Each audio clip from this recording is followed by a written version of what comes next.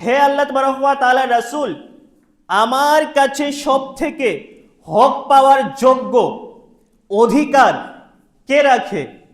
তো আল্লাহ তাবারক ওয়া তাআলা রাসূল বলছেন ক্বালা উম্মুকা, তোমার মা। উম্মুন মা, বলছে ক্বালা উম্মুকা, তোমার মা।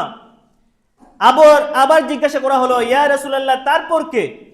তিনি আবার একই বাক্য বলছেন যে ক্বালা উম্মুকা, তোমার মা। আবার বলা হলো, তিনি আবারও বললেন যে ক্বালা উম্মুকা, তোমার মা। এই মতো করে আল্লাহ তাবারক ওয়া তাআলা রাসূল তিনবার বললেন যে ক্বালা উম্মুকা, তোমার মা। এরপরে আবার বলা হলো যে ইয়া রাসূলুল্লাহ, তারপর কে? তারপরে কে যে আমার হক পাবে? তিনি বলছেন যে ক্বালা আবুকা, তোমার বাবা। তো এই হাদিসে আল্লাহ তাবারক ওয়া তাআলা রাসূল তিনবার মায়ের কথা তুলে ধরলেন। তিনবার মায়ের কথা তুলে ধরলেন। তিনি বলছেন যে হক পাবে, হক পাওয়ার যোগ্য অধিকার শুধুমাত্র মা রাখে। বলছেন ক্বালা উম্মুকা, ক্বালা উম্মুকা, ক্বালা উম্মুকা। এরপরে তিনি বলছেন ক্বালা আবুকা, তোমার বাবা।